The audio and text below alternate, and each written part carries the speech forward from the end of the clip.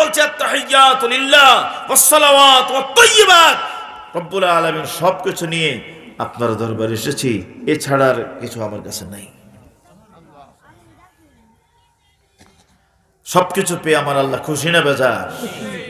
সর্বপ্রথম শুকরিয়া আদায় করি যে রব্বুল আলামিন আজকে আমাদেরকে এই পবিত্র তাফসীরুল কোরআন মাহফিলে আসার বসার সুযোগ করে দিয়েছেন। জবান খুলে দিল মন উজাড় করে দিয়ে হৃদয়ের গহীন থেকে কালিমাতুশ শুকর আদায় করি, পড়ছি আলহামদুলিল্লাহ। লাখ কোটি তার চেয়ে অনেক অনেক বেশি দরুদ ও সালাম আল্লাহর সৃষ্টির প্রধান আকর্ষণ, বিশ্বসভার সভাপতি, সকল নবী রাসূলদের মাথার তাজ, শামসুল হিদায়া, সাহিবুল হিদায়া, আফতাব নবুওয়া, শাহানশাহ রিসালা, সৈয়দুল মুরসালিন, ইমামুল মুরসালিন, আশরাফুল আম্বিয়া, নূর মুজাসসাম, হায়াতুন নবী হযরত মুহাম্মদুর রাসূলুল্লাহ সাল্লাল্লাহু আলাইহি ওয়াসাল্লামের পাক কদম মোবারকে আল্লাহ রাব্বুল আলামিন যাকে আজ থেকে প্রায় ১৫০০ বছর পূর্বে কুল ও কায়নাতের জন্য সর্বশ্রেষ্ঠ এবং সর্বশেষ নবী এবং রাসূল হিসেবে এ ধরার বুকে প্রেরণ করেছেন, বিনা দরখাস্তে সেই মহান নবীর উম্মত হওয়ার সৌভাগ্য আমাদেরকে দান করেছেন। আমরা খুশি না বেজার? খুশির আওয়াজে পড়ছি আলহামদুলিল্লাহ। সম্মানিত হাজিরিন, আমি আজকের আলোচনায় কোনো ভূমিকায় যাব না। সংক্ষিপ্ত সময়, আপনার এই সময়ের মধ্যেই আমি আপনাদের খিদমতে পবিত্র কোরআনুল কারীমের 15তম পারার প্রথম সূরা, কোরআনুল কারীমের 17 নং সূরা, 15তম পারার প্রথম সূরা, সূরা বনী ইসরাঈল এর প্রথম আয়াতে কারিমা আমি আপনাদের খিদমতে তেলাওয়াত করেছি।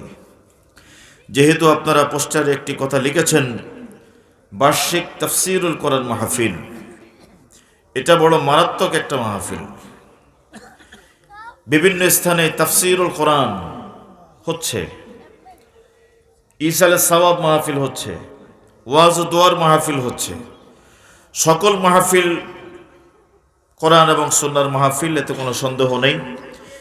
কিন্তু যখনই আপনি এই পোস্টারের মধ্যে তাফসীরুল কোরআন শব্দটা লাগাবেন, তখন আপনি দায়বদ্ধতার মধ্যে চলে আসবেন যে কোরআন থেকে আপনাকে তাফসীর করতে হবে।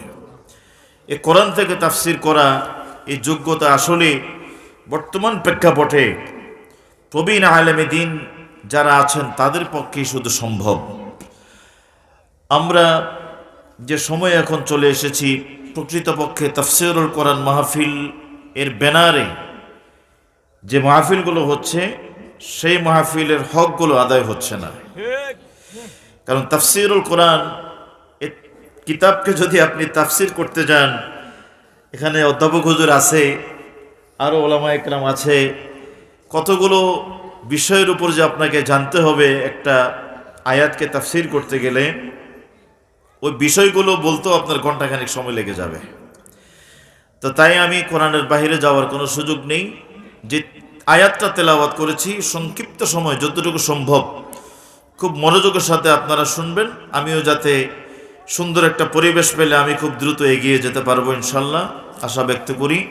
আমি অযোগ্য যাতে কিছু কথা আপনাদের খেদমতে অনেক কষ্ট করে এসেছি, কিছু কথা যাতে বলে যেতে পারি, আল্লাহ তাআলা সে তৌফিক আমাকে দান করুক, আপনাদেরকেও শোনার মতো সেই ধ্যান ধারণা, দিলের কান লাগিয়ে যাতে আমরা সকলে কথাগুলো শুনে বুঝে আমাদের ইমানটুকুকে মজবুত করতে পারি।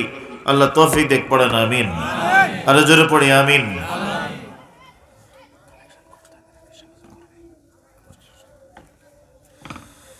হাজরিন, আমি সূরা বনী ইসরাঈল থেকে প্রথম আয়াত তেলাওয়াত করেছি। এই সূরার মধ্যে 111টি আয়াত আছে। কতটি আয়াত? 111টি আয়াত আছে। এর মধ্যে 12টা রুকু আছে। এবং এই সূরা বনী ইসরাঈলের অন্যতম আরেকটি নাম আছে সূরাতুল ইসরা। সূরাতুল ইসরা।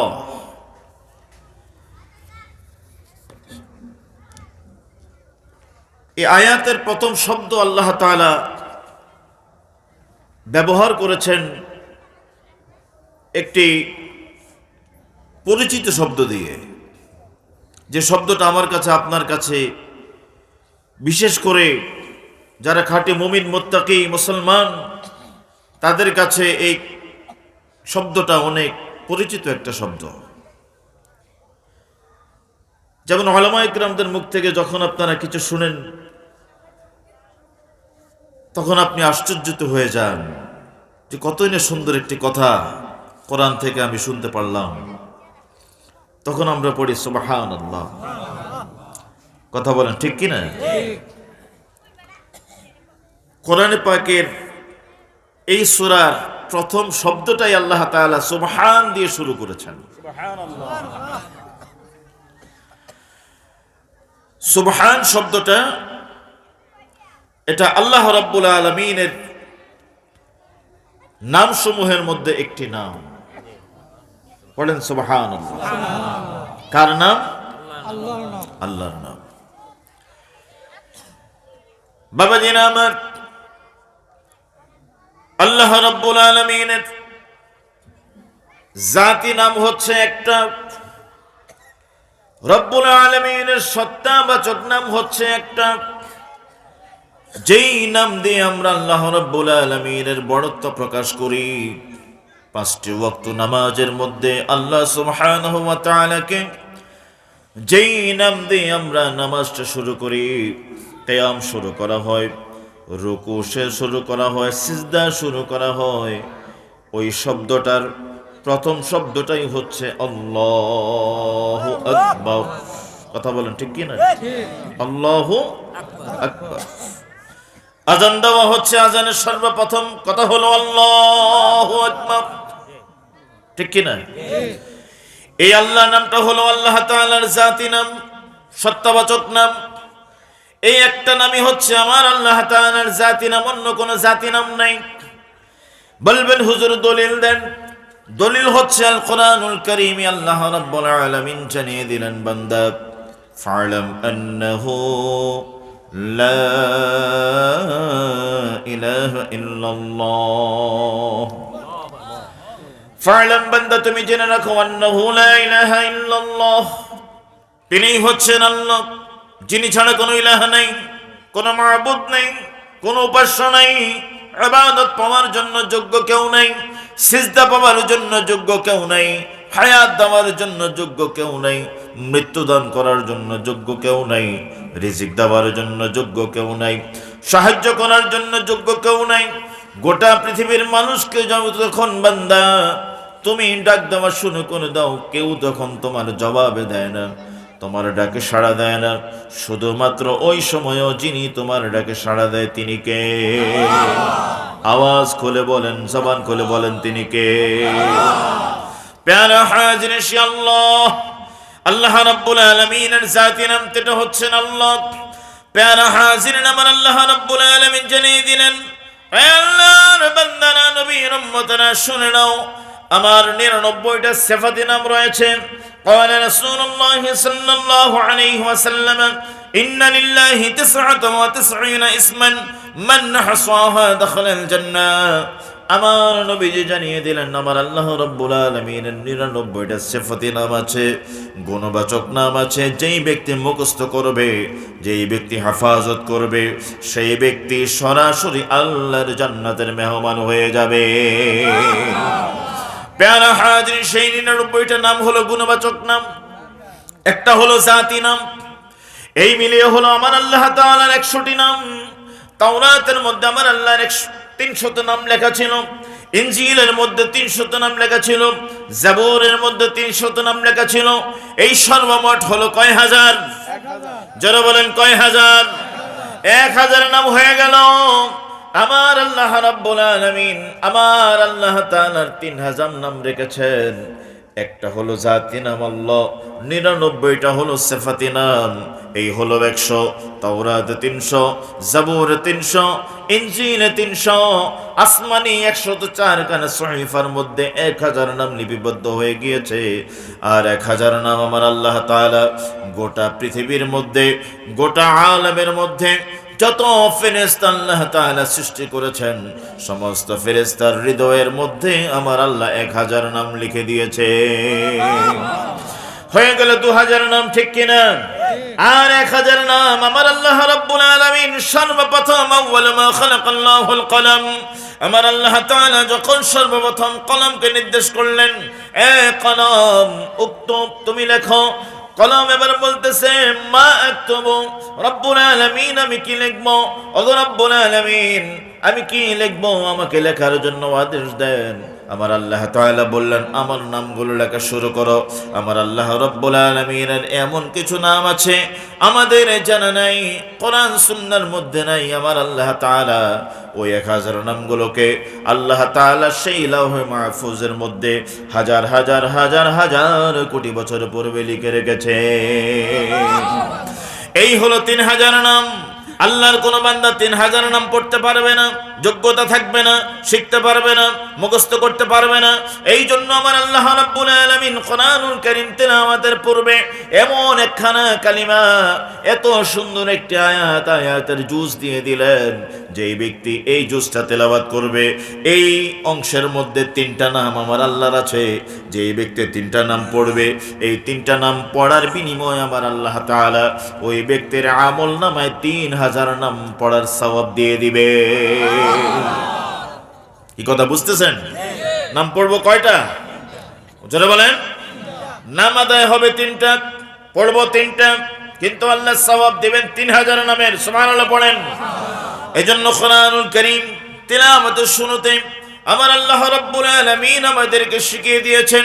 কোরআনুল কারীমের মধ্যে আয়াতটা আছে, আল্লাহ সুবহানাহু ওয়া তাআলা সাইয়্যিদনা সুলাইমান আলাইহিস সালাতু ওয়াস সালামকে দুনিয়ার বাদশাহী দিয়েছিলেন। এই সুলাইমান নবী আলাইহিস সালাম রানী বিলকিসের কাছে যখন চিঠি লিখেছিলেন, ওই চিঠির সর্বপ্রথম যেই কালিমাটুকু ছিল, ইন্নাহু মিন সুলাইমান ওয়া ইন্নাহু বিসমিল্লাহির রাহমানির রাহিম। বুঝছেন নি কথা? সাইয়্যিদনা সুলাইমান আলাইহিস সালাম যে চিঠি লিখেছেন, চিঠির প্রথম সে ইন্নাহু মিন সুলাইমান, এটা নবী সুলাইমান পক্ষ থেকে তোমার কাছে রানী বিলকিস। ওয়া ইন্নাহু বিসমিল্লাহির রহমানির রহিম, এবং এটা সেই মহান আল্লাহ, গোটা কুল কায়নাতের যিনি রব, কুল কায়নাতের রবের পক্ষ থেকে, যার নাম হচ্ছে আল্লাহ, যার সিফাতি নাম হচ্ছে আর রহমান, যার দ্বিতীয় সিফাতি নাম হচ্ছে আর রহিম, সেই আল্লাহ রহমান রহিমের পক্ষ থেকে তোমার কাছে বার্তা পাঠিয়ে দিলাম। পড়েন আল্লাহু আকবার। কি বার্তা পাঠিয়েছে সেটা আমার আজকের আলোচ্য বিষয় না, সে আরেক মহাজগৎ, ওইদিকে আমি যাব না। প্যারা হাজিরিন, আপনি যে কোনো কাজের পূর্বে বিসমিল্লাহ পড়তে হবে। قال رسول الله صلى الله عليه وسلم كل أمر ذي بال لم يؤذى بسم الله فهو أقطع وأبتر أو كما قال عليه الصلاة والسلام। আমার নবী জানিয়ে দিলেন, তুমি প্রত্যেক কাজের পূর্বে বিসমিল্লাহ তিলাওয়াত করো, ভালো ভালো কাজের পূর্বে বিসমিল্লাহ তিলাওয়াত করো। এই বিসমিল্লাহ তিলাওয়াতের মাধ্যমে আমার আল্লাহ রাব্বুল আলামিন তোমার কাজের মধ্যে বরকত দিয়ে দিবে। আর যেই কাজের মধ্যে বিসমিল্লাহ থাকবে না, ওই কাজটা কর্তৃত্ব থেকে যায়, বরকত শূন্য থেকে যায়, রহমত শূন্য থেকে যায়, কল্যাণ শূন্য থেকে যায়, মঙ্গল শূন্য থেকে যায়। কাজটাকে যদি মঙ্গলজনক করতে হয়, কাজটাকে যদি আল্লাহর খোদ দরবার পর্যন্ত পৌঁছে দিতে হয়, তাহলে ওই কাজের শুরুতে অবশ্যই বান্দা তোমাকে পড়তে হবে বিসমিল্লাহির রাহমানির রাহিম। রাজি আছেন? যারা বলেন রাজি আছেন, আল্লাহ কবুল করে পড়েন আমিন। বিসমিল্লাহ পড়লে সওয়াব হবে কত নামের? 3000 নামের, 3000 নামের।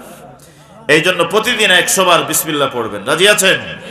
হাতের মধ্যে তাসবিহ থাকে, তাসবির দানা গুনতে বেশি সময় লাগে না ভাই। দোকানপাটে বসে তো আমরা গীবত করি, শিকায়াত করি, সময় যাচ্ছে না, সময় যাচ্ছে না। হায় হায়, আপনি বলতেন সময় যাচ্ছে না, আল্লাহওয়ালারা বলে সময় তো নাই।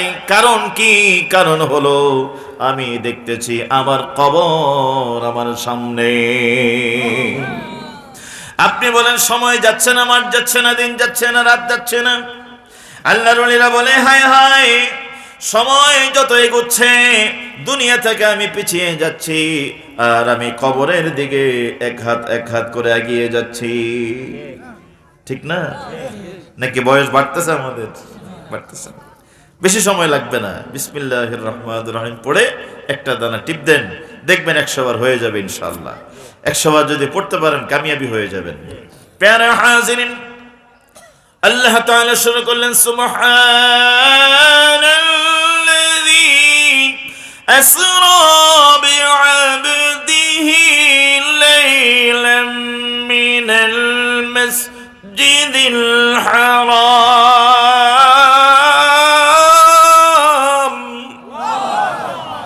আল্লাহ জানিয়ে দিলেন, সাবধান সাবধান শুনে নাও, সুবহান, তিনি অতি পবিত্র, মহাপবিত্র, অনেক পবিত্র। রব্বুল আলামিন কি থেকে কত পবিত্র আল্লাহ তাআলা জানিয়ে দিলেন। গোটা কোরআনের মধ্যে তাফসীরুল কোরআন বিল কোরআন, আয়াত দিয়ে আয়াতের তাফসীর করা যায়। প্যারা হাজিরিন, আমি সেই দিকে যাচ্ছি না, সংক্ষিপ্তভাবে শুধু আমি মূল পয়েন্টগুলো আপনাকে বলে দেব। প্যারা হাজিরিন, আল্লাহ রাব্বুল আলামিন সুবহান শব্দ দিয়ে শুরু করলেন। পবিত্র পবিত্র আল্লাহ, পবিত্র পবিত্র কি থেকে? আল্লাহ রাব্বুল আলামিন নির্ধারিত কোনো জায়গার গণ্ডের মধ্যে আল্লাহকে চিন্তা করা যাবে না। আল্লাহ রাব্বুল আলামিন বসে আছেন আমার মতো চেয়ারে, এটা বলা যাবে না। আমার হাত আছে, আমার আল্লাহর হাত আছে, এই ধরনের কথা বলা যাবে না।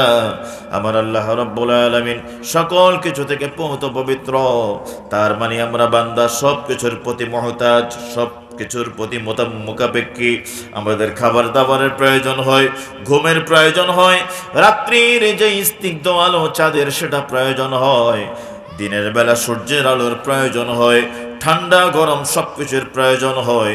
এই থেকে শুরু করে যত কিছু লাগে সকল কিছু থেকে আমার আল্লাহ রাব্বুল আলামিন তিনি হচ্ছেন পবিত্র। যার কোনো সন্তান নাই, যার কোনো স্ত্রী নেই। কি কথা বুঝতেছেন? আল্লাহ রাব্বুল আলামিনের কোনো স্ত্রী নেই, তিনি কারো স্বামী নন, তার কেউ স্ত্রী নন, তিনি কাউকে জন্ম দেন নাই, তিনি কারো কাছ থেকে জন্ম নেন নাই, জন্ম মৃত্যুর সাথে যার কোনো সম্পর্ক নাই, তিনি কে? আল্লাহ রাব্বুল আলামিন। এই জন্য সব কিছু থেকে তাকে আলাদা করে বললেন সুবহান। আল্লাহ বলে দিলেন সাবধান সাবধান বান্দা, সামনে যেই কথা আসতেছে এই কথা যখন শুনবা মনে হবে হয়তোবা কেউ না কেউ আল্লাহর সন্তান আছে। সাবধান, এই কথা ভেবো না। আমি আল্লাহ রাব্বুল আলামিন সমস্ত কিছু থেকে পবিত্র। আয় আল্লাহ তাআলা, এরপর আপনি কি বলতে চাচ্ছেন এটা বলে আল্লাহ জানিয়ে দিলেন আল্লাযী আসরা, আল্লাহ সেই মহান আল্লাহ পবিত্র যিনি আসরা সায়ের করিয়েছেন, ভ্রমণ করিয়েছেন। কাকে ভ্রমণ করিয়েছেন? বিআবদিহি, তার একজন গোলামকে, তার একজন আবদকে, তার একজন বান্দাকে। লাইলাম মিনাল মসজিদিল হারামি, লাইলাম জুজআম মিনাল লাইল, রাত্রির একটি অংশে, রাত্রির একটি কথা বুঝে নেবেন। আমার কথা মাত্র শুরু হয়েছে, শেষ না হওয়া পর্যন্ত কোনো মন্তব্য করবেন না, আমি সবগুলো সমাধান দেব ইনশাআল্লাহ। আল্লাহ কবুল করে, পড়েন আমিন। প্যারা হাজিরিন, আমার আল্লাহ তাআলা বলে দিলেন লাইলান, রাত্রিতে, রাতের একটি অংশে, রাতের একটি অংশে। কোথায়? মিনাল মসজিদিল হারামি, মসজিদে হারাম থেকে, ইলাল মসজিদিল আকসা, মসজিদ আকসার দিকে, মসজিদ আকসার দিকে। আল্লাহ তাআলা বলে দিলেন আল্লাযী বারাকনা হাওলা, এই রব্বুল আলামিন চতুর্দিকে এই যে বাউন্ডারি দিলেন, এই বাউন্ডারির চতুর্দিকে আমার আল্লাহ তাআলা বরকতময় করে দিলেন। এই বরকতময় করিয়ে আমার নবীকে লিনুরিয়াহু মিন আয়াতিনা, আমার আল্লাহ রাব্বুল আলামিন সমস্ত আয়াতগুলো, সমস্ত নিদর্শনগুলো সেই মহান আব্দকে আল্লাহ তাআলা দেখিয়ে দিয়েছেন। পড়েন সুবহানাল্লাহ, আরো জোরে পড়েন সুবহানাল্লাহ। শাব্দিক অনুবাদটা আমি আয়াতের শেষ করলাম। এখন বিস্তারিত দিকে আমাকে যেতে হবে, সময় খুব কম। হাজরিন, আল্লাহর হাবিব সাল্লাল্লাহু আলাইহি ওয়াসাল্লাম এ ধরার বুকে শুভাগমন করেছেন তিনি 570 খ্রিস্টাব্দে, ঠিক কিনা? ঠিক। কত খ্রিস্টাব্দে? 570। নবীজির আগমন কত খ্রিস্টাব্দে? 570। প্রিয় নবীজির শুভাগমন 570 খ্রিস্টাব্দে। আমার প্রিয় নবীজি এ ধরার বুকে যখন এসেছিলেন, তখন এসে তার মা বিবি আমিনা রাদিয়াল্লাহু তাআলা আনহাকে পেয়েছেন, বাবাকে পান নাই। নবীজি দুনিয়াতে আসার আগেই বাবা ইন্তেকাল করেছেন। প্রিয় নবীজি আম্মা জানের চোখে চোখে ছিল, আম্মা জানের আয়ত্তে ছিল। কিছুদিন পরেই আমার প্রিয় নবীজির আম্মা জান ইন্তেকাল করেছেন। আম্মা জান ইন্তেকাল করার পরে দায়িত্ব চলে গেল দাদা আব্দুল মুত্তালিবের কাছে। তিনিও কিছুদিন দায়িত্ব পালন করলেন। দায়িত্ব পালন করার পরে এই দায়িত্ব চলে গেল খাজা আবু তালেবের কাছে। খাজা আবু তালেব দীর্ঘদিন ছিল আমার নবীজির খেদমতের জন্য। একটু একটু সময় পার হওয়ার পরে একদিন খাজা আবু তালেব তিনিও চলে গেলেন, চাচাজান চলে গেলেন আমার প্রিয় নবীজির ঘরে। ওই সময়ে আমার প্রিয় নবীজির প্রথম স্ত্রী হযরতে খাদিজাতুল কুবরা আত-তাহেরা রাদিয়াল্লাহু তাআলা আনহা ছিলেন। পড়েন সুবহানাল্লাহ। খাদিজাতুল কুবরা বয়স হলো 40। আমার প্রিয় নবীজির সাথে যখন বিবাহ হয়েছে তখন বয়স ছিল কত? 25। কি বুঝতেছেন কথা? 25 বয়সের যুবক, 40 বয়সের মহিলা নারী, তাকে বিবাহ করলেন। হঠাৎ করে খাদিজাতুল কুবরা রাদিয়াল্লাহু তাআলা আনহা তিনি অসুস্থ হয়ে গেলেন। ইতোমধ্যে এই দুনিয়া থেকে বিদায় নিয়েছেন। এখানে মাঝখানে অনেক কথা আছে, আমি সেই দিকে যাচ্ছি না। খাদিজাতুল কুবরা রাদিয়াল্লাহু তাআলা আনহা এই ধরার বুক থেকে যখন বিদায় হয়ে গেলেন, তখন আমার প্রিয় নবীজির বয়স প্রায় 50-এর কাছাকাছি গিয়ে পৌঁছেছে। আমার প্রিয় নবীজি একদিন বসে আছেন, আসরের নামাজ চলে গেল। নামাজ পার হওয়ার পরে আমার প্রিয় নবীজি বসে রইলেন। আমার প্রিয় নবীজির চেহারা আনোয়ারের মধ্যে মলিনতা ভাব দেখা যাচ্ছে। নবীজির মনটা অনেক খারাপ ছিল। মা বিদায় নিলেন, দায়িত্ব নিয়েছিলেন দাদা বিদায় নিলেন, দায়িত্ব নিয়েছিলেন চাচা তিনিও বিদায় নিলেন। বাবা তো জন্মের পূর্বেই দুনিয়া থেকে বিদায় নিয়েছেন। দায়িত্ব ছিল উম্মাহাতুল মুমিনিন খাদিজাতুল কুবরা আত-তাহেরা রাদিয়াল্লাহু তাআলা আনহা, তিনিও বিদায় নিয়েছেন। মনটা তো একটু ভাঙ্গা থাকবেই, ঠিক না? এক এক করে সবাই চলে গেল। প্রিয় নবীজির মন অনেক খারাপ। আল্লাহ রাব্বুল আলামিন সিদ্ধান্ত নিলেন যে আমার প্রিয় নবীজিকে আমি একটা সান্ত্বনা বাণী দেব। কি সান্ত্বনা বাণী? যে আমি আমার নবীকে এই জমিনের মাটির জমিন থেকে বাহনের মাধ্যমে শুরু করে, এখান থেকে সায়ের ভ্রমণ শুরু করে প্রথম আসমান, সেখান থেকে সপ্তম আসমান, সেখান থেকে সিদরাতুল মুনতাহা, সেখান থেকে লা জামান লা মাকান, সব কিছুর উপর আরশ মুআল্লা, সে আরশ আজিমের উপর আল্লাহ রাব্বুল আলামিন আল্লাহর হাবিবকে দাওয়াত দিয়ে, আল্লাহ রাব্বুল আলামিনের দিদার দিয়ে আল্লাহর হাবিবকে আল্লাহ তাআলা ধন্য করবেন। পড়েন সুবহানাল্লাহ। রব্বুল আলামিন দাওয়াতি কার্ড তৈরি করলেন। কার্ড নিয়ে জিবরিল আমিন আলাইহিস সালামকে পাঠিয়ে দিলেন। জিবরিল, তোমাকে আমার হাবিবের কদমে যেতে হবে। আমার প্রিয় নবী খানায়ে কাবার মধ্যে ইশারার নামাজ আদায় করে উম্মে হানি রাদিয়াল্লাহু তাআলা আনহার একখানা হুজরা শরীফ ছিল, সেই হুজরা শরীফের মধ্যে বিশ্রামরত অবস্থার মধ্যে চলে গেলেন।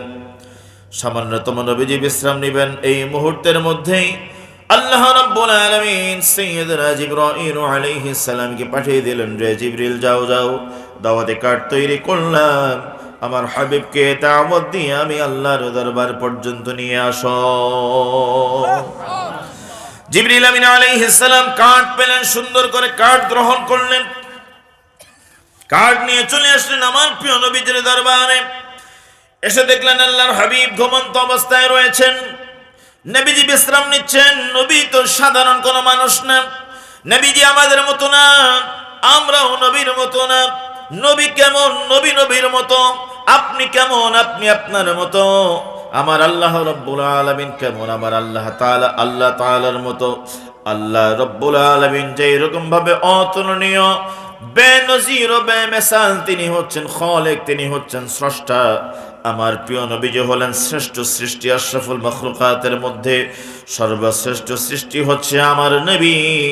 আল্লাহ রাব্বুল আলামিন স্রষ্টা হিসেবে যেমন অতুলনীয়, আমার প্রিয় নবীজি সৃষ্টির মধ্যে তেমন অতুলনীয়। কোন তুলনা দেওয়া যাবে না। বলবেন হুজুর আপনি বললেন। না ভাই, আমি বলি নাই, কোরআন থেকে বলছি, ডকুমেন্ট আমি দিয়ে যাব ইনশাআল্লাহ সময় পেলে। প্যারা হাজিরিন, আমার প্রিয় নবীজি বিশ্রামরত অবস্থায় আমার প্রিয় নবীজি শুয়ে রইলেন। জিবরিল এসে দেখলেন নবীজি ঘুমাচ্ছে, জাগানো যাবে না, কারণ আল্লাহ রাব্বুল আলামিন জিবরিলকে যখন পাঠিয়েছেন, জিবরিলকে বলে দিলেন, রে জিবরিল উদুব। উদুব মানে হলো তুমি আদব রক্ষা করো। পড়েন সুবহানাল্লাহ। রব্বুল আলামিন আপনার হাবিব বিশ্রাম ফরমাচ্ছেন, কিভাবে নবীকে জাগাবো? আল্লাহ তাআলা জানিয়ে দিলেন, রে জিবরিল কিভাবে জাগাবা? জাগানোর কোনো প্রয়োজন নাই, তোমাকে তো আমি মানব সুরত আকৃতি শুধু দিয়েছি, তুমি কিন্তু মানব না। দেখতে মানুষের মতো দেখা গেলেও তুমি তো মানুষ না, শুধু আকৃতিতে মানুষ। তুমি দেখো তোমার মুখের মধ্যে একখানে জিহ্বা আছে, সেই জিহ্বাটুকু বের করে দিয়ে আমার নূর নবীজির নূরের কদম মোবারকের নিচে লাগিয়ে দাও, সঙ্গে সঙ্গে দেখবে আমার নবীজি চোখ খুলে ফেলবে।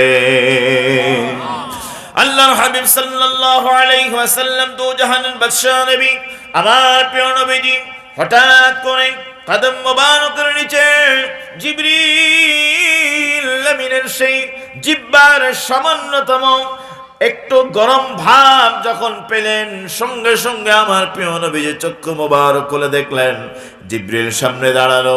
বলল, ভাই জিবরিল, আখে জিবরিল। আবার জিবরিল হঠাৎ করে চলে আসলা, কোন খবর আছে নাকি? বলল, ইয়া রাসূলুল্লাহ, অনেক গরম খবর, এমন খবর যেই খবর ইতিপূর্বে কোনোদিন নোট হয় নাই, কিয়ামত পর্যন্ত আর হবেও না। আজকে শুরু, আজকে শেষ, আজকেই ফার্স্ট, আজকেই লাস্ট।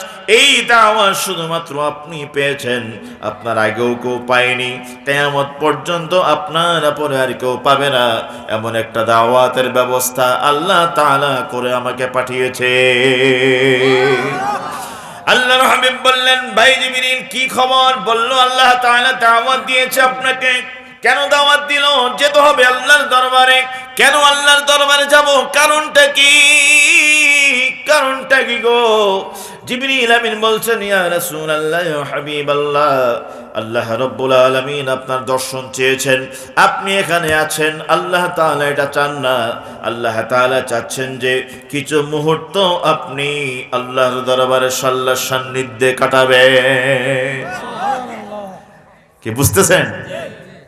মনোযোগ আছে? প্যারা হাজিরিন, জিবরিল আমিন আলাইহিস সালাম এসেছেন, খালি হাতে আসেন নাই। কি নিয়ে এসেছেন? সাথে ছিল এক ধরনের বর্তন, পানির বদনা। সেখান থেকে আল্লাহ রাব্বুল আলামিন জান্নাত থেকে কিছু পানি দিয়ে আমার জিবরিলকে পাঠিয়ে দিলেন। আমার প্রিয় নবীজিকে বললেন, ইয়া রাসূলুল্লাহ, ইয়া হাবিবাল্লাহ, বেহেশত থেকে পানি নিয়ে এসেছি, আপনি একটু দয়া করে ওযু করেন। পড়েন সুবহানাল্লাহ। প্যারা হাজিরিন, এখানে আমার প্রশ্ন আসবে, মাসালা দরকার, একটা কথা না বললেই নয়। আমার প্রিয় নবীজি এমন মহামানব, এমন মহামানব, এমন মহানবী, যেই নবী ঘুম গেলেও নবীজির ওযু ভাঙতো না। সহিহ বুখারীর বানাতে আমার নবীজি বললেন, তানামু আইনি ওয়ালা ইয়ানামু কলবি, আমার চক্ষু ঘুমায়, আমার অন্তর ঘুমায় না। আমার চক্ষু যখন বন্ধ থাকে আমার অন্তর কিন্তু সজাগ থাকে। আমার প্রিয় নবীজির অন্তর সজাগ থাকার কারণ হলো এই কোরআনুল কারীমটুকু আমার আল্লাহ রাব্বুল আলামিন আমার প্রিয় নবীজির উপরেই নাজিল করেছেন, সে কারণে। কি কথা বুঝতেছেন? এই কোরআন নাজিল হয়েছে 7টা পদ্ধতিতে, আমি সেই দিকে যাব না ভাই, কথা শুধু বের হয়ে যাচ্ছে। 7টা পদ্ধতির একটা পদ্ধতি ছিল কলবের মধ্যে ঢেলে দেওয়া, ইলকাফিল কলব, কলবের মধ্যে ঢেলে দেওয়া। এই কোরআনটা হচ্ছে অতি পবিত্র, এই কোরআন হচ্ছে আল্লাহর বাণী, এই কোরআন হচ্ছে আল্লাহর কালাম। এই কোরআন বাংলাদেশে পাওয়া যায় না। এই কোরআনের বাড়ি লন্ডন না, আমেরিকা না, ফ্রান্স না, কানাডা না, ক্যালিফোর্নিয়া নয়, বরং এই কোরআনের বাড়ি কই? এই কোরআনের বাড়ি যদি আপনি জিজ্ঞাসা করেন, এই কোরআন বলে দিবে বাল হুয়া কুরআনুম মাজিদু ফি লাউহিম মাহফুজ। চলো বলেন আল্লাহু আকবার। এই কোরআনের বাড়ি হলো লাউহে মাহফুজে, তার মানে হলো লাউহে মাহফুজ থেকে আল্লাহ তাআলা পাঠাচ্ছেন। লাউহে মাহফুজ সম্পূর্ণরূপে পদ পবিত্র, যিনি আসছেন তিনিও পদ পবিত্র, যা কিছু নিয়ে এসেছেন তাও পদ পবিত্র, যার কাছে নিয়ে এসেছেন তিনিও পদ পবিত্র। পবিত্র ছাড়া পবিত্র জিনিসের মধ্যে পবিত্র কিছু রাখা যায় না। কথা বলেন ঠিক কিনা? এই পবিত্র জিনিস রাখার জন্য আমার আল্লাহ রাব্বুল আলামিন প্রিয় নবীজির কলব মোবারককে সিনা সাক করেছে। হায় রে আফসোস, বর্তমান জামানার কিছু মুফাসসির বের হয়েছে কিছুদিন পূর্বে, বলল নবীজির কোনো সিনা সাক হয় নাই। পড়েন নাউজুবিল্লাহ। আরে ভাই, নবীজির সিনা সাক যদি না হয়, নবীর সিনা মোবারক যদি বক্ষ বিদারণ 4 বার হয়েছে, সহিহ বুখারীতে 12 এসেছে, এই বক্ষ বিদারণ যদি না হতো তাহলে আজকের ওপেন হার্ট সার্জারি করে তুমি আল্লাহর বান্দা জমিনে বেঁচে থাকতে পারতে না। কথা বলেন ঠিক কিনা? তুমি বাঁচার জন্য ওপেন হার্ট সার্জারি জায়েজ। যারও ছেলে ওপেন হার্ট সার্জারি পেলে তার জন্য যখন বলা হয় না না না এটা করা হয় নাই, এটা কোরআনে নাই, এটা হাদিসে নাই, এটা বজ্জাত কমবক্ত, কোরআন হাদিস কি পড়েছো, কি বুঝো? প্যারা হাজিরিন, এজন্য আমার নবী যে বললেন আমার কলব কিন্তু জিন্দা থাকে, সজাগ থাকে, যার কারণে আমি ঘুম খেলেও কিন্তু আমার ওযু ভাঙে না। পড়েন সুবহানাল্লাহ। আপনারও তো একই অবস্থা, ঠিক না? আপনার ঘুম গেলেও ওযু তো থাকে, থাকে না? কি বলেন? আরে সজাগ থাইকে তুমি ওযু রাখা যায় না, আপনি আছেন ঘুম লইয়া। ঠিক কিনা? রাগ হলেন নাকি? না, রাগ হইেন না। ওলামায়ে কেরাম আছে, আমরা চেষ্টা করি, ওলামায়ে কেরাম চেষ্টা করে, শুধু চেষ্টা। উলামা উম্মতি কাম্বিয়া বনি ইসরাইল, আখির জামানার নবীর ওলামায়ে কেরামের পদে যারা আছেন এরা হলো বনি ইসরাইলের নবী আম্বিয়া কেরামের পদমর্যাদা তুল্য। পড়েন সুবহানাল্লাহ। আপনার কাছে তো মূল্য নাই, হুজুরে কি বুঝে? মোল্লা মানুষ কিছু জানে না। পাঞ্জাবি গাদ দিছে, পায়জামা পড়ছে, মাথার মধ্যে টুপি দিছে, মুখের মধ্যে দাড়ি রাখছে, এই আল্লাহু আকবার আল্লাহু আকবার লা ইলাহা ইল্লাল্লাহ আল্লাহুম্মা আমিন, এই সাল্লাল্লাহ ছাড়া হুজুর আর কি বুঝে? গোটা পৃথিবীতে যদি কোনো বুঝ আপনি 100% পেতে চান তাহলে আপনাকে হুজুরের কাছেই যেতে হবে। বলবেন যে হুজুর কেন? আমাদের ডিসি মহোদয়। ওরে ভাই, আপনার ডিসি মহোদয় এক সাবজেক্টে পিএইচডি করে ডিসি হয়েছে।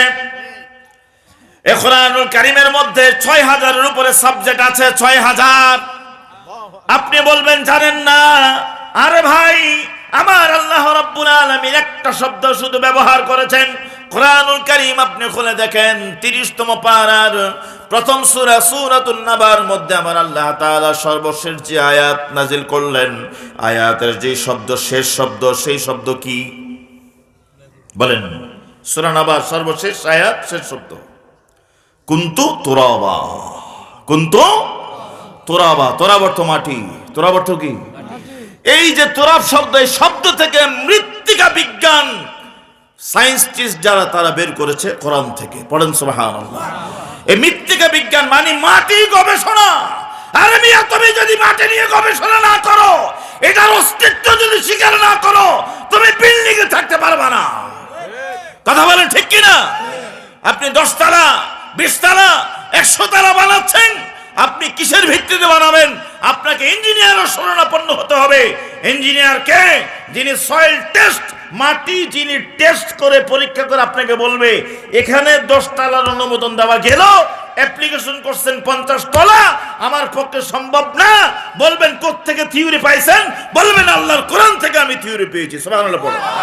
নারায়ে তাকবীর, নারায়ে তাকবীর, আল্লাহু আকবার, নারায়ে রিসালাত, ইয়া রাসূলুল্লাহ, মুফতি আবিম আব্দুল আজিজ নাসারি সাহেব জিন্দাবাদ, নারায়ে তাকবীর, আল্লাহু আকবার।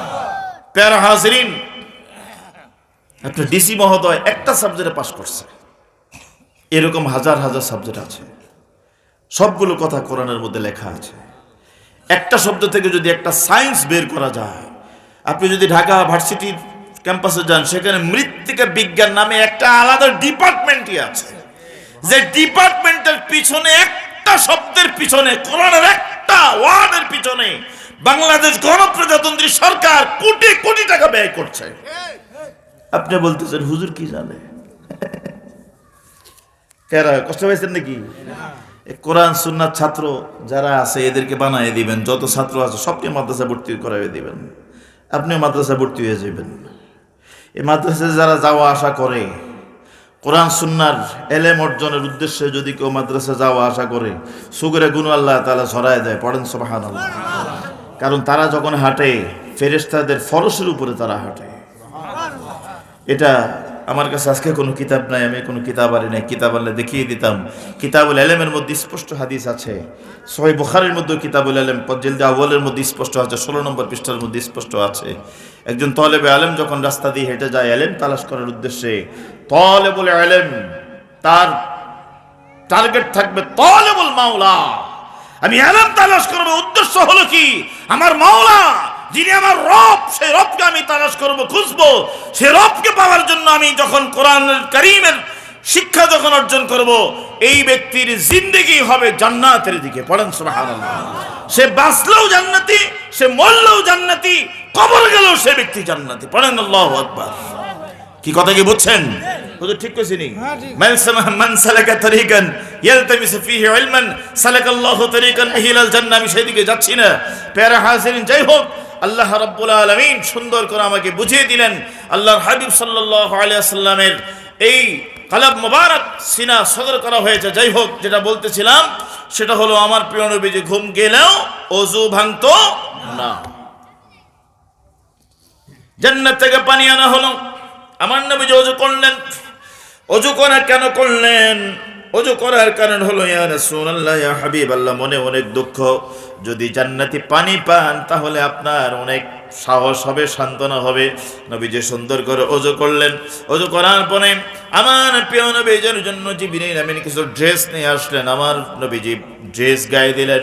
ড্রেস গায়ে দেওয়ার পরে এবার আমার নবীজি প্রস্তুতি গ্রহণ করলেন, সেখানে যাবেন, রওনা হবেন, বাহনে উঠবেন, বাহনে চড়বেন। এরই মধ্যে হঠাৎ মনে হয়ে গেল, জিবরিল রে জিবরিল, আমার কিছু কথা আছে। ইয়া রাসূলুল্লাহ, কি কথা? বলল, আমি তো চলে যাচ্ছি, সাথে যদি আমার মক্কা মুকাররমার উম্মতগুলো নিয়ে যেতে পারতাম। এই কথা কি বুঝছেন? তখন কি আপনি আসিলেন তো নাকি? সাতপুরে আসিলেন না? ১৫০০ বছর আগের কথা বলতেছি। ছিলাম নি আমরা? তখন ছিলাম না। কিন্তু রাসূল পাক সাল্লাল্লাহু আলাইহি ওয়াসাল্লামের চিন্তা চেতনা সেখানেও কিন্তু আমাদের কথা আছে, সামনে আসতেছে, একটু ধৈর্য। প্যারা হাজরিন, প্রিয় নবীজি এ কথা চিন্তা করার সাথে সাথে আল্লাহ তাআলা জানিয়ে দিলেন, ইয়া রাসূলুল্লাহ, আপনার উম্মতের জন্য আমি আল্লাহ তাআলা যথেষ্ট, আপনার চিন্তার কোনো কিছু নেই। প্রিয় নবীজি বাহনে উঠবেন। বাহনের নামটা কি ছিল? জোরে বলেন, একটু বলেন না, জোরে বলেন। বুরাক। সূরাতুল বাকারার মধ্যে আল্লাহ তাআলা বারকুন শব্দ ব্যবহার করেছেন। কি শব্দ ব্যবহার করেছেন? বারকুন।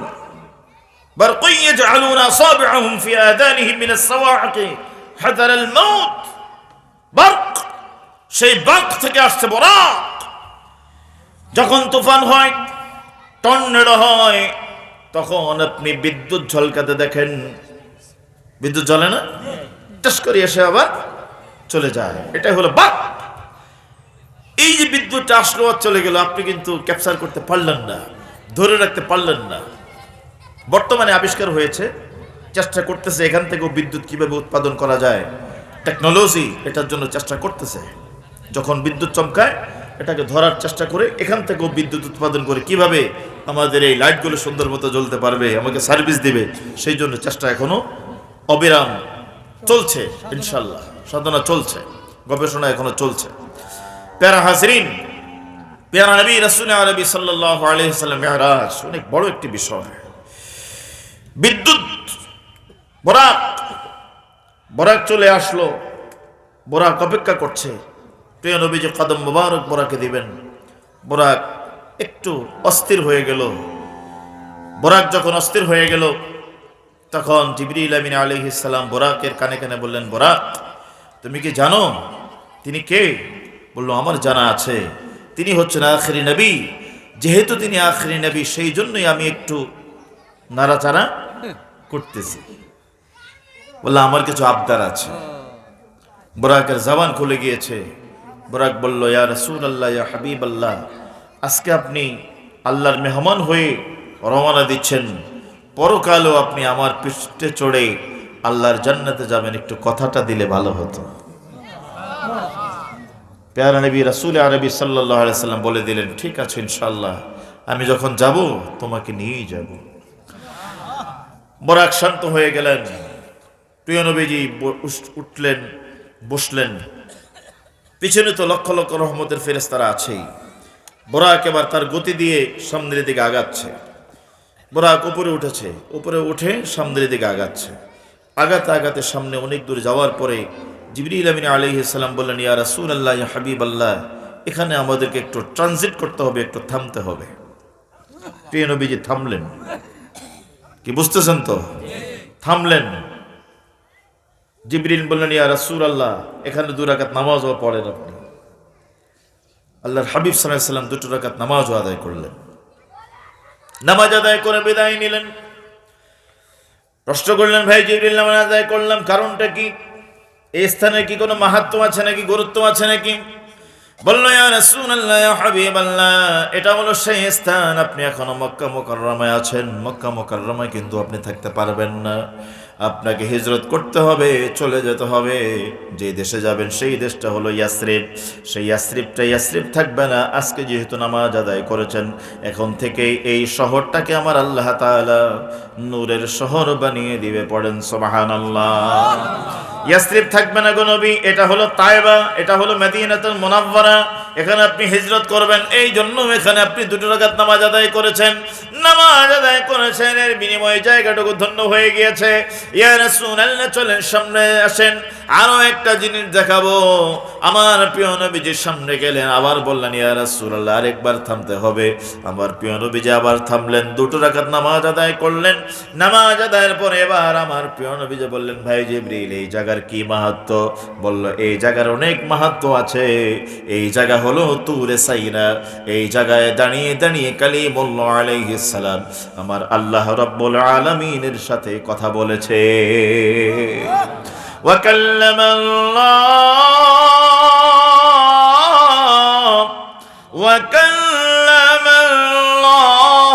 মূসা তাকলীমা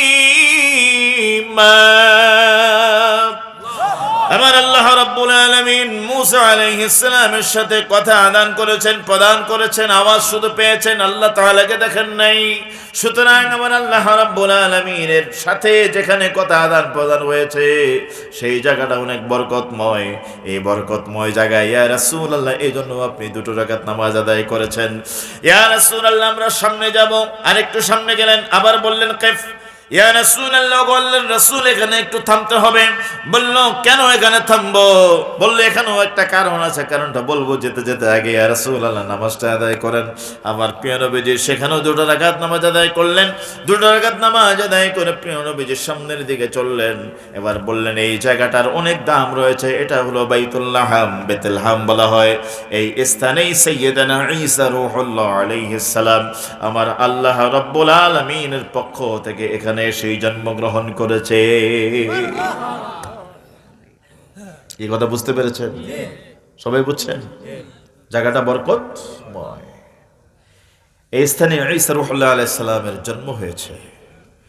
প্যারা হাজরিন, ঈসা আলাইহিস সালাতু ওয়াস সালাম সেখানে জন্মগ্রহণ করেছেন। ঈসা নবী আলাইহিস সালাতু ওয়াস সালামের জন্মস্থানটা অনেক বরকতময়, পবিত্র। প্রিয় নবীজি সেখানে নামাজ আদায় করলেন, রওনা হলেন আবার সামনের দিকে। যেতে যেতে যেতে যেতে অনেক দূর এসে পৌঁছলেন বাইতুল মাকদাস, মসজিদুল আকসা, আজকের এই ফিলিস্তিন মসজিদ। পড়েন আল্লাহু আকবার।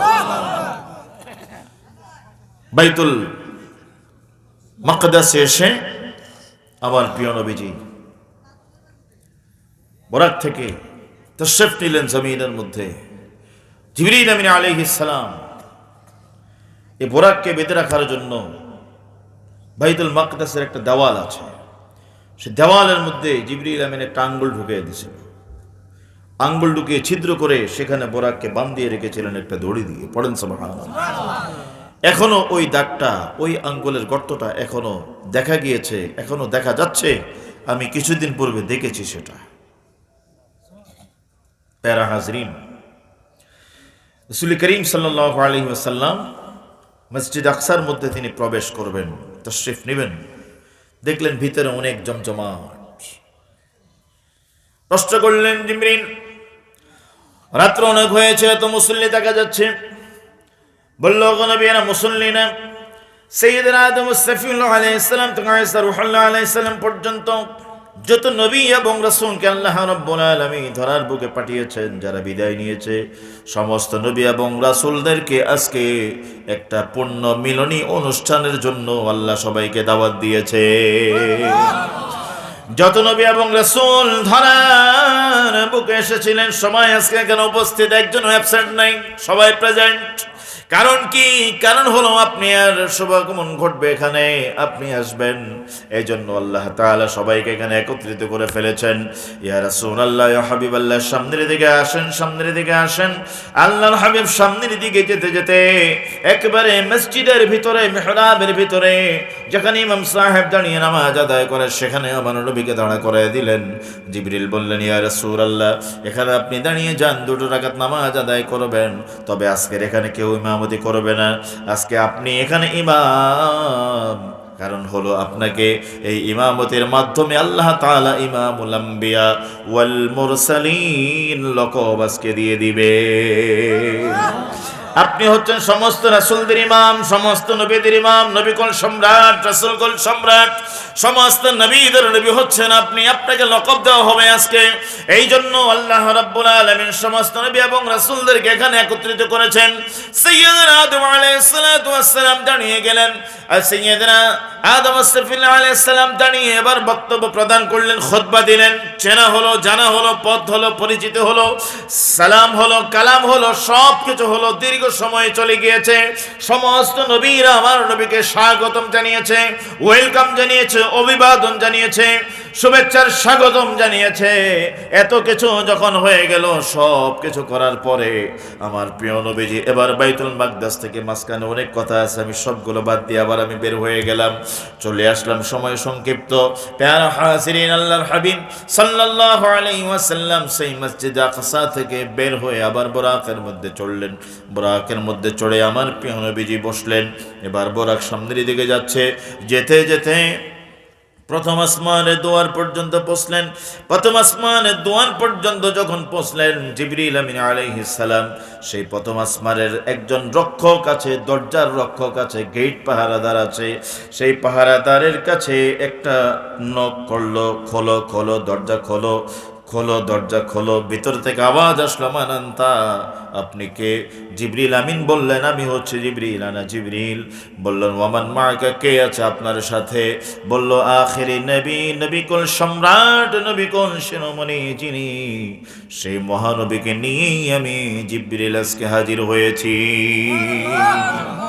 প্যারা নবী রাসূল আরবি সাল্লাল্লাহু আলাইহি ওয়াসাল্লাম প্রথম আসমানের দরজা পার হলেন। প্রিয় নবীজি কদম মোবারক রাখলেন। আমার প্রিয় নবীজি কদম মোবারক রেখে সেখানে দেখতে পেলেন সাইয়্যিদনা আদম সাইফুল্লাহ আলাইহিস সালাম আবার বসা। একবার দেখা হয়েছে বাইতুল মাকদাস, সেই ফিলিস্তিন মসজিদে, আর একবার দেখা হয়ে গেল প্রথম আসমানের মধ্যে। আমার আল্লাহ রাব্বুল আলামিন সাইয়্যিদনা আদম সাইফুল্লাহ আলাইহিস সালামকে প্রথম আসমানের মধ্যে আল্লাহ তাআলা মহান একটা সিংহাসন, আলা আরিকাতিহি, অনেক বড় একটা সিংহাসন আছে, সোফা আছে, সেই সোফার মধ্যে হেলান দিয়ে হযরত আদম সাইফুল্লাহ আলাইহিস সালাম বসে রইলেন।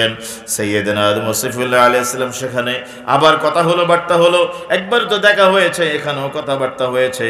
তার মানে হলো আল্লাহ রাব্বুল আলামিনের নবীরা আল্লাহ তাআলার পক্ষ থেকে তারা ক্ষমতা প্রাপ্ত। ক্ষমতা কে দিয়েছে? যারা বলেন কে দিয়েছে? আল্লাহ তাআলা দিয়েছে। প্যারা হাজিরিন, আমি সেদিকে যাব না এখন। আদম সাইফুল্লাহ আলাইহিস সালাতু ওয়াস সালামের সাথে কথাবার্তা হয়ে আমার প্রিয় নবীজি সেখান থেকে বিদায় নিলেন, দ্বিতীয় আসমানে চলে গেলেন। দ্বিতীয় আসমানে দরজা খোলা হলো। ভিতরে দেখলেন সাইয়্যিদনা ঈসা আলাইহিস সালাতু ওয়াস সালাম বসা। কথা হলো, বার্তা হলো। তৃতীয় আসমানে চলে গেলেন। সেখানেও দরজা খোলার পরে দেখলেন ভিতরে দেখতে পেলেন সাইয়্যিদনা ইয়াহইয়া আলাইহিস সালাতু ওয়াস সালাম সেখানে বসা। কথাবার্তা হয়ে আবার সেখান থেকে বিদায় নিয়ে নবীজি চতুর্থ আসমানে গেলেন। চতুর্থ আসমানে গিয়ে আমার প্রিয় নবীজি সেখানে আর একজন নবীজির সাথে দেখা হলো। সেখানে সাইয়্যিদনা হযরত ইয়াহইয়া আলাইহিস সালাম। তৃতীয় আসমানে, চতুর্থ আসমানে হযরত ইয়াকুব আলাইহিস সালাতু ওয়াস সালামের সাথে দেখা। এইভাবে কথাবার্তা হওয়ার পরে এবার তিনি আবার বিদায় নিলেন। বিদায় নিয়ে পঞ্চম আসমানে চলে গেলেন। সেখানেও গিয়েও একজন নবীর সাথে দেখা হলো। সেখানে গিয়ে হযরতে হারুন আলাইহিস সালাতু ওয়াস সালামকে দেখতে পেলেন। পঞ্চম আসমানের দায়িত্ব আল্লাহ তাআলা হারুন আলাইহিস সালামকে দিয়ে রেখেছেন, একজন নবী সেখানে বসিয়ে রেখেছেন। সেখান থেকে ষষ্ঠ আসমানে চলে গেলেন। ষষ্ঠ আসমানে গিয়ে সাইয়্যিদনা মূসা কালিমুল্লাহ আলাইহিস সালামের সাথে আমার আল্লাহ রাব্বুল আলামিনের প্রিয় নবী, আমাদের নবী, সকল নবীদের নবীদের সাথে দেখা হয়ে গেল। মূসা আলাইহিস সালামের সাথে অনেক কথা, অনেক বার্তা। সেখান থেকে নবীজি বিদায় নিলেন, সপ্তম আসমানে চলে গেলেন। সেখানে গিয়ে আমার প্রিয় নবী সাইয়্যিদনা ইব্রাহিম ও খলিলুল্লাহ আলাইহিস সালাতু ওয়াস সালামের সাথে দেখা হলো। ইব্রাহিম ও খলিলুল্লাহ আলাইহিস সালাম একটি বড় সোফা, অনেক সুন্দর চেয়ারের মধ্যে তিনি বসা অবস্থায় রয়েছেন। আপনারা যেভাবে বসে আছেন আমার সামনে, আমি একটি সোফাতে বসে আছি, আপনারা যেইভাবে বসে আছেন এর থেকে আরো উন্নত মানের জায়গা। এইভাবেই, এই দৃষ্টিতেই, এই দৃশ্যতেই একদল ছোট ছোট শিশু সেখানে হামাগুড়ি দিচ্ছে। ছোট ছোট শিশুরা। আমার প্রিয় নবীজি বলছেন, আপনি ইব্রাহিম খলিলুল্লাহ, সপ্তম আসমান আল্লাহ তাআলা আপনাকে বসিয়ে রেখেছেন, ছোট ছোট সন্তানগুলো এখানে কি করে? বলল, ইয়া রাসূলুল্লাহ, ইয়া হাবিবাল্লাহ, এ ধরার বুকে মায়ের রেহাম থেকে আসতে গিয়ে অনেকগুলো কিছু কিছু ছোট ছোট সন্তান দুনিয়াতে আসতে পারে নাই, মৃত অবস্থায় এসেছে, অথবা এসেছে এসেই মৃত্যুবরণ করেছে। 1 ঘন্টা ছিল, 2 ঘন্টা ছিল, 1 সপ্তাহ ছিল, 2 সপ্তাহ ছিল, 3 বছর ছিল, 5 বছর ছিল, রোড অ্যাক্সিডেন্ট হয়েছে, পানিতে মরে মৃত্যুবরণ করেছে, কারেন্টে শর্ট খেয়ে মৃত্যুবরণ করেছে, বালেগ হতে পারে নাই, অল্প বয়সে মারা গিয়েছে।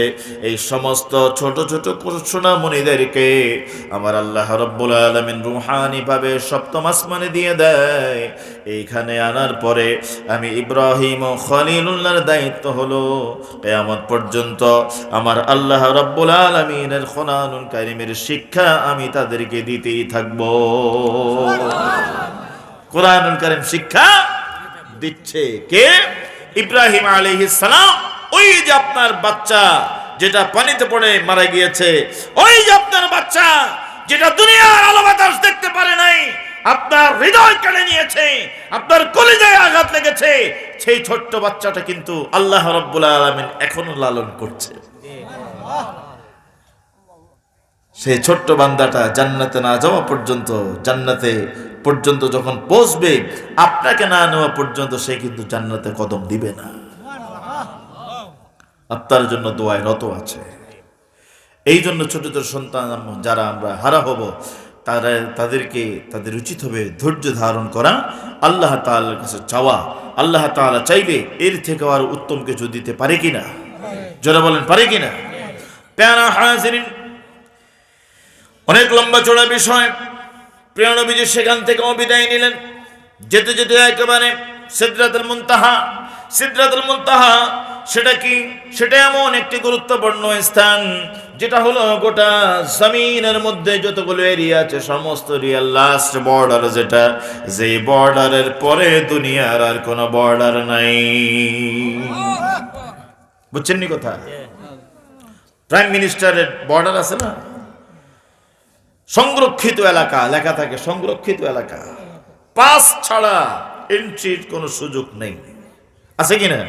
আপনি সাইলে ঢুকতে পারবেন না। এটা একটা বর্ডার দেওয়া আছে, যেদিকে যাবেন সেদিকে দেখবেন হ্যাঁ দেওয়াল আর দেওয়াল, আর দেওয়াল যদি না থাকে দেখবেন গেট, যদি গেট থাকে দেখবেন যে অনেকগুলো পুলিশ সেখানে লাঠি ছড়ালে বয়ে দিছে, ঠিক কিনা? পাহারা দিচ্ছে। আল্লাহ রাব্বুল আলামিনেরও একটা এরিয়া আছে, দুনিয়ার যে এরিয়া সেই এরিয়া শেষ। সিদরাতুল মুনতাহা শেষ বর্ডারের কাছে সিদরা, একটা বড়ই গাছ আল্লাহ তাআলা রোপণ করে দিয়েছে। বড়ই গাছ, কি গাছ? বড়ই গাছ চিনেননি আপনারা? একটা বড়ই গাছ আছে, এটা হলো এই দুনিয়ার শেষ বর্ডার। এই বড়ই গাছের মধ্যে অনেক পাতা আছে। কত পাতা আছে? এই বড়ই গাছের পাতার সংখ্যা তত, যত সংখ্যা হবে বনি আদমের। পড়েন সুবহানাল্লাহ। বনি আদমের সংখ্যা যত, বড়ই গাছের পাতাও সংখ্যা তত। কি আছে পাতার মধ্যে? প্রত্যেকটা পাতা অনেক বড় বড়, অনেক বড় বড়, অনেক বড় বড় পাতা। সেই পাতার মধ্যে আপনার নাম আছে, আপনার বাবার নাম আছে, আপনার দাদার নাম আছে, আপনি কত বছর হায়াত পাবেন সেইটুকু সময় লেখা আছে, কখন দুনিয়াতে আসবেন সেটাও লেখা আছে, আবার কখন মৃত্যুবরণ করবেন সেই সময়টাও লেখা আছে। সাইয়্যিদনা আজরাইল আলাইহিস সালাতু ওয়াস সালাম প্রতিদিন সেই সিদরাতুল মুনতাহার পাশে একটা চক্কর মারে, দেখে কোন পাতাটা সবুজ থেকে হলুদ হয়ে যাচ্ছে। হলুদ হয়ে যাচ্ছে মানে আমার সময় শেষ, সময়ে চলে এসেছে। কথা বুঝছেন নি? আপনাকে মাহফিলের প্রধান মেহমান চলে আসছে, আমারও সময় শেষ হইতে আছে। আর ওই পাতা সবুজ যেটা, সেটা কি হচ্ছে? হলুদ হচ্ছে, হলুদ, সাফরা হলুদ হচ্ছে যেটা, সেটাও ধীরে ধীরে ধীরে ধীরে, বুঝেন তো? হলুদ হলে আস্তে কি পড়ে যায়, পড়ে যাওয়া মানে হলো আপনার হায়াত, আমার হায়াত শেষ। এই দুনিয়াতে থাকার আর কোনো সুযোগ নাই। আপনি যত গুরুত্বপূর্ণ মিটিং এ থাকেন, সিটিং এ থাকেন, সেখান থেকেই মালাকুল মউত আজরাইল আলাইহিস সালাম জানটুকু কবজা করে আল্লাহর দরবারে নিয়ে চলে যায়। কথা বলেন ঠিক কিনা? আপনার প্রোগ্রাম হলো একরকম, আমার আল্লাহ তাআলার প্রোগ্রাম হলো আরেক রকম। কথা বলেন ঠিক কিনা? এক হয়ে যাবে যখন আমি আপনি এক হওয়ার পথে চলতে পারবো। আপনি নামাজে থাকেন, রোজায় থাকেন, ইবাদত গুজারিতে থাকেন, কোরআন তেলাওয়াতে থাকেন, মুরাকাবা মুশাহাদায় থাকেন, কান্নাকাটিতে থাকেন, ইস্তিগফার করেন, দুরূদ ও সালাম পড়েন, এই মুহূর্তে দেখবেন এই অবস্থাতেই আল্লাহ রাব্বুল আলামিন আপনাকে আমাকে মৃত্যু দিবে। পড়েন সুবহানাল্লাহ। তামুতুনা কামা তাহইয়াউন, আমার নবী যে বলে গিয়েছে ওইভাবেই তোমাদের মৃত্যু হবে, যেমনি ভাবে তোমরা সাধারণভাবে দুনিয়ার জমিনে চলাফেরা করতে, যেমনি ভাবে বেঁচে থাকতে, সেইভাবেই তোমাদের মৃত্যু হবে। পড়েন সুবহানাল্লাহ। প্যারা হাজিরিন, আমার প্রিয় নবীজি সিদরাতুল মুনতাহায় চলে গেলেন। সিদরাতুল মুনতাহায় যাওয়ার পরে এবার বোরাক থেকে আমার প্রিয় নবীজি নেমে গেলেন। জিবরিল বললেন, ইয়া রাসূলুল্লাহ, বোরাক এখানে স্টপ, বোরাক আর সামনে যাবে না, আপনাকে রফরফে চড়তে হবে। এই যে আপনি দেখছেন আরেকটা বাহন, এটা হলো রফরফ।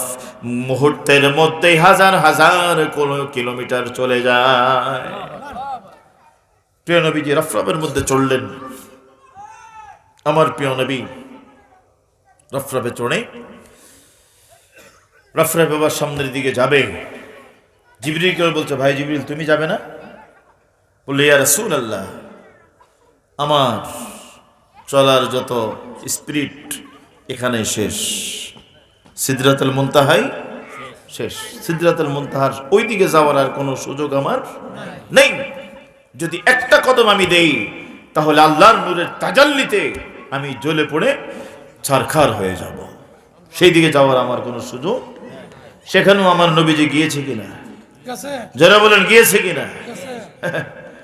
মাটি আর নূর আসেনি ঝামেলা, এখান থেকে কিছু বুঝে নিতে পারবেন আপনি। আমি মাসালার দিকে যাব না। আকলমন্দ কে লিয়ে ইশারা বাসাত, ইশারা কাফি হ্যায়। হাজরিন, প্রিয় নবীজি রফরফে চড়ে বসলেন। জিবরিল আমিন নূরের ফেরেশতা হয়ে সেখানে স্টপ, সামনের দিকে যাওয়ার কোনো সুযোগ নাই। যদি আমি যাই লাহতারাকতু, হাদিসের আবারত, আমি জ্বলে পুড়ে ছারখার হয়ে যাব। সামনের দিকে যাওয়ার আমার কোনো সুযোগ নাই। ইয়া রাসূলুল্লাহ, আপনি যান, আপনার রব আপনাকে দাওয়াত দিয়েছে। আপনার রব আপনার রবের দরবার পর্যন্ত কিভাবে পৌঁছাবে আপনার রবই দায়িত্ব নিয়েছে। ভয়ের কোনো কারণ নাই। ইয়া রাসূলুল্লাহ, আপনি চলে যান, আল্লাহর দরবার পর্যন্ত আপনি পৌঁছে যাবেন। পড়েন সুবহানাল্লাহ। রফরফ সামনের দিকে চলতে লাগলেন। যেতে যেতে অনেক দূর, লা জামান লা মাকান, হাহুত আলামে হাহুত, আলামে লাহুত, আলামে জাবারুত, আলামে মালাকুত, এইভাবে বহু আলাম আছে। সমস্ত আলামগুলি আমার নবীজি এক এক করে পার হয়ে হয়ে হয়ে একেবারে আরশ মুআল্লার কাছাকাছি যখন আমার নবীজি পৌঁছলেন, আমার নবীজি আরশ মুআল্লার কাছাকাছি যখন পৌঁছলেন, আমার প্যারা নবী রাসূল আরবি সাল্লাল্লাহু আলাইহি ওয়াসাল্লাম সাইয়্যিদনা মূসা আলাইহিস সালামের কথা স্মরণ হয়ে গেল। কারণ কোরআনে তো আল্লাহ রাব্বুল আলামিন বলে দিলেন, ফাখালা'না আলাইকা ইন্নাকা বিল ওয়াদিল মুকদ্দাস তুমা। ওগো মূসা, তুমি আমার সাথে কথা বলতে আসছো এমন একটা জায়গা, এটা পবিত্র জায়গা, জুতা খুলে আসো। এই ধমক যদি আমি নবীকেও আবার দিয়ে দেয়, আল্লাহর হাবিব চিন্তা করছেন আমাকেও যদি আল্লাহ ধমক দিয়ে দেয়। এই জন্য আগে মক্কা মুকাররমার সেই সাদামাটা কম দামি জুতা আপনি যদি নবীকে, মানে নবীর জুতা মোবারককে যদি আপনি তুলনা দেন, আমাদের বর্তমানে যত দামি দামি জুতা, এত উন্নত মানের তত ছিল না। কিন্তু যেই জুতা মোবারক আমার প্যারা নবী রাসূল আরবি সাল্লাল্লাহু আলাইহি ওয়াসাল্লামের কদম মোবারকের সাথে লেগেছে, সেটা ধন্য। ঠিক কিনা? হাজিরিন, আল্লাহ রাব্বুল আলামিন সংবাদ পেয়ে গেলেন আমার নবীজি মনে হয় জুতা খুলে ফেলবে। ইয়া রাসূলুল্লাহ, ইয়া হাবিবাল্লাহ, সাবধান সাবধান গো নবী, সাবধান, জুতা খোলা লাগবে না। ওই মক্কা মুকাররমায় ধুলাবালি যুক্ত যেই জুতা মোবারক নিয়ে আপনি এসেছেন, সেই জুতা মোবারক নিয়ে আপনি রফরফ নিয়ে সরাসরি চলে আসেন। আপনার জুতা মোবারকের ধুলা আর বালু দিয়ে আমি আমার আরশে মুআল্লাকে ধন্য করে দেব। ইয়া রাসূলুল্লাহ, ইয়া হাবিবাল্লাহ, চলে আসেন। আল্লাহর হাবিব রাহমাতুল লিল আলামিন চলে আসলেন। রফরফের মধ্যে একেবারে আরশ মুআল্লা পর্যন্ত আমার নবীজি পৌঁছে গেলেন। আল্লাহর হাবিব সাল্লাল্লাহু আলাইহি ওয়াসাল্লাম আরশ মুআল্লা পৌঁছার পরে এবার আমার আল্লাহ রাব্বুল আলামিন গোটা দুনিয়ার সমস্ত সৃষ্টিকে ডাক দিয়ে বললেন, যে সৃষ্টি জগৎ, সৃষ্টি জগৎ দেখে নাও, আমি তো কোরআনে পাকে বলে দিয়েছিলাম, ওয়া রাফা'না লাকা যিকরাক। ইয়া রাসূলুল্লাহ, ইয়া হাবিবাল্লাহ, আমি আপনার শান, আপনার মান, আপনার ইজ্জত, আপনার কদর, আপনার তাজিম, আপনার তাওকীর আমি রফাত করেছি, উঁচু করেছি। কত উঁচু করেছি ওগো নবী, কেউ যদি দেখতে চায়, কেউ যদি জানতে চায়, সে যেন তাকায়।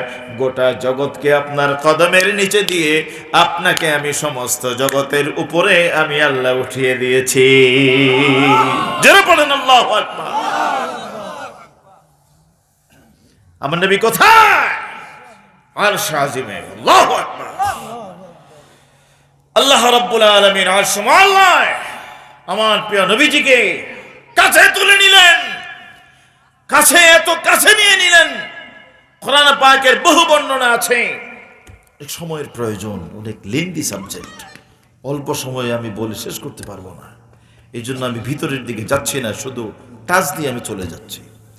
হাজরিন, নবী পাক সাল্লাল্লাহু আলাইহি ওয়াসাল্লাম আল্লাহ রাব্বুল আলামিনের কাছে উপস্থিত হয়ে গেলেন। আল্লাহর হাবিব রহমতুল্লিল আলামিন প্রিয় নবীজি বললেন, রব্বুল আলামিন, আমি আপনার জন্য কিছু আনি নাই, কিছু আনতে পারি নাই, আমার কাছে তেমন কিছু নাই, তবে আমি আপনার জন্য নিয়ে এসেছি আত-তাহিয়াতু লিল্লাহি ওয়াস-সালাওয়াত ওয়াত-তাইয়্যিবাত। সুবহানাল্লাহ পড়েন। তাহিয়াত যা আছে, সালাওয়াত যা আছে, তাইয়্যিবাত যা আছে, আপনি যতক্ষণ পবিত্রতা থাকেন, পবিত্রতা অর্জন করেন, সমস্ত পবিত্র জিনিসগুলো আমার নবীজি নিয়ে গিয়েছে। পড়েন সুবহানাল্লাহ। আপনি যত সালাত আদায় করছেন, নামাজ আদায় করছেন, সব নামাজ কার জন্য? রুকুর মালিক কে? সিজদার মালিক কে? কিয়ামের মালিক কে? যারা বলেন কে? এই মাথা আমরা নত করি একমাত্র কার কাছে?